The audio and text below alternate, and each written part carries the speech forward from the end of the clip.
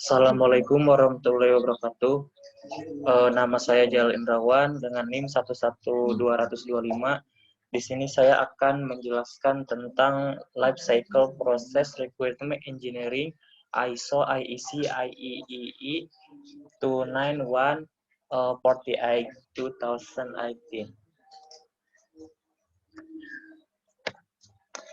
Requirement engineering, yaitu gambaran dari layanan, servis, dan batasan bagi sistem yang akan dibangun, atau gambaran pelayanan yang disediakan oleh sistem.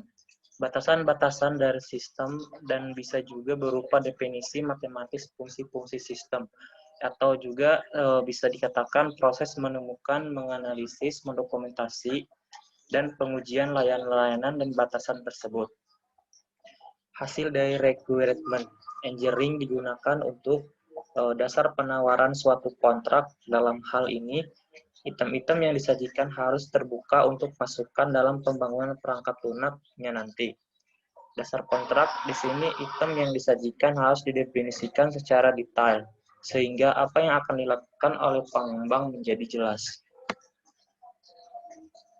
ISO IEC IEEE yaitu standarisasi yang memberikan panduan dari proses dan produk yang terlibat dalam requirement engineering atau rekayasa kebutuhan sepanjang siklus hidup sistem dan perangkat lunak.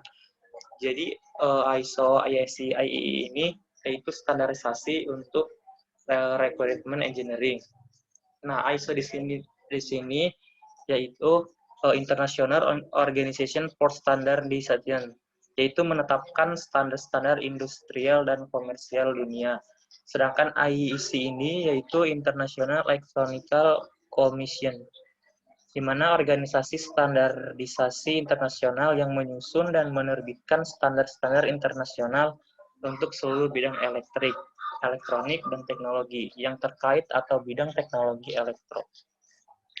Sedangkan IEEE yaitu Institute of Electronical and Electronic Engineer adalah suatu organisasi internasional untuk pengembangan teknologi. Nah, fungsi requirement engineering ini pastinya sebagai kesepakatan antara developer, customer, dan pengguna akhir akan kebutuhan yang harus dipenuhi. Fungsinya fungsi di sini itu membuat suatu aplikasi yang dibutuhkan oleh customer. Dua, untuk menyediakan dasar yang akurat bagi perancangan perangkat lunak.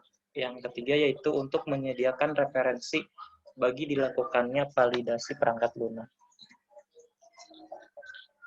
Adapun metodenya, yaitu dalam pengumpulan requirement dapat dilakukan beberapa metode, diantaranya yaitu interview atau bertanya-tanya gitu, bercakap apa inti dari permasalahannya, question, tanya jawab apa yang harus dilakukan, observasi, mencari titik permasalahan apa yang harus dilakukan, dan searching, mencari jawaban atau mulai merancang perangkat lunak tersebut. Main types of requirement are, di sini ada beberapa tipe requirement.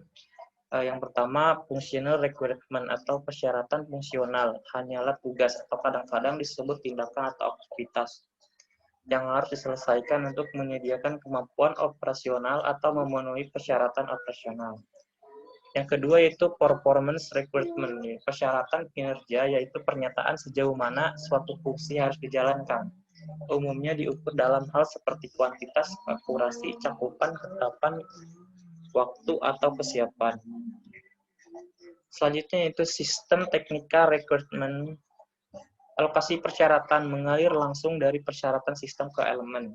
Ada juga persyaratan turunan, yaitu bergantung pada solusi desain dan terkadang disebut persyaratan desain. Mereka termasuk kendala antarmuka internal antara elemen-elemen sistem.